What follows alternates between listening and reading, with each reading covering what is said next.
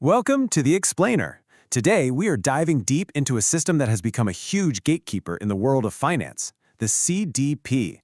And trust me, it's way more than just another form to fill out. It's become the language investors use to make billion-dollar decisions. For a lot of professionals out there, the yearly CDP submission just feels like another task on a very long to-do list. It's so easy to see it as just another box-ticking exercise in the middle of all these ESG, that's environmental, social, and governance demands you're getting from everywhere. But here's the thing. That view is not just outdated, it's actually kind of dangerous. CDP isn't just a disclosure platform anymore. It has morphed into one of the most powerful ESG gatekeepers in the whole global economy, and it's quietly deciding who gets access to capital and who doesn't. So, what is CDP really? To truly get a handle on its power, we have to get this part right, because it's not what most people think it is. Okay, this is the absolute key. CDP is not a reporting framework. It is a performance assessment system. It's not just checking if you disclose something, it's asking a much tougher question. Is this information good enough for someone to make a serious financial bet on? Let's think about it this way. A reporting framework is basically about compliance. Did you fill out the form correctly? But a performance assessment system, that's totally different. That's about sending a powerful, clear signal to the market that says, hey, our climate strategy is solid, our data is real, and we are ready for what's coming. All right, so let's get into the guts of this assessment. The best way to understand these pillars is to think of each one as a direct question an investor is asking your company. So first up is governance. And what's so fascinating here is that before they even look at a single emissions number, investors want to know one thing. Is anyone actually flying the plane here? Who's in charge? They're really pressure testing your system to see if your climate governance has any actual teeth.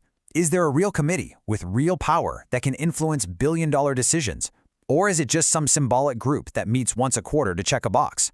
Believe me, investors can smell the difference from a mile away. Okay, next up, of course, they look at your emissions data. But it's not just the numbers themselves they're looking at. They're trying to figure out the credibility of those numbers. Basically, why should they trust what you're telling them? Now, here's what's really interesting. The huge focus on third-party verification. You see, in the mind of an investor, a number without verification is, well, it's just a claim. But a number that's been verified by a third party, that's as close to a fact as you can get. It changes the conversation from trust us to here's the proof. Then, the system dives into how well you understand and integrate climate-related risks and opportunities. And that word, integrate, is everything. Just having a list of potential risks in a report somewhere, that is not going to cut it. They want to see that your climate risk analysis is truly hardwired into your core business strategy. So, does a physical risk, like, say, increased flooding in a certain region, actually change your mind about where to build a new factory? That's the real-world connection they're looking for, not just a fluffy paragraph in some report. And finally, we get to the future. CDP looks at your forward-looking plans. And honestly, this is where the system really separates the leaders from the laggards. It all comes down to one single thing: credibility. Look, anybody can make some big, vague promise for 2050. That's just ambition. What investors demand is feasibility. They're looking for science-based targets, which means your goals are actually in line with what climate science says is necessary.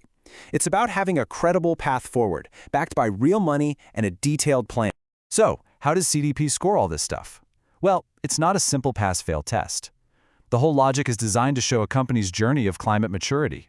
This progression is basically the scoring logic for the whole system. You start by just getting the data out there, that's disclosure. Then you prove you actually understand what it means, that's awareness. After that, you're actively managing it. And finally, you hit leadership, where you're the ones setting the standard for your entire industry. So really, mastering the CDP process means making this fundamental shift in your thinking. It's not about learning how to answer questions on a form. It's about demonstrating genuine, provable climate maturity to the entire world. So why do we care about all this? Well, it really boils down to one simple thing: money. Let's take a look at the actual real-world financial consequences of these scores.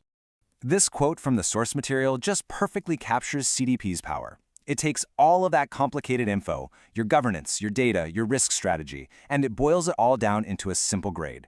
A grade that the market can instantly understand and act on.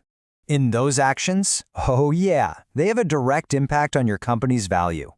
A weak score can literally make it more expensive for you to borrow money and flags you as a higher risk. But a strong score? That can unlock better financing, help you win huge contracts, and build incredible credibility with investors. So the crucial takeaway here is this. CDP has pretty much become the official language for talking about climate performance to the market. And in today's economy, being fluent is no longer optional. The real question isn't just, are you reporting? It's, is your strategy speaking the language that investors actually understand and are willing to fund?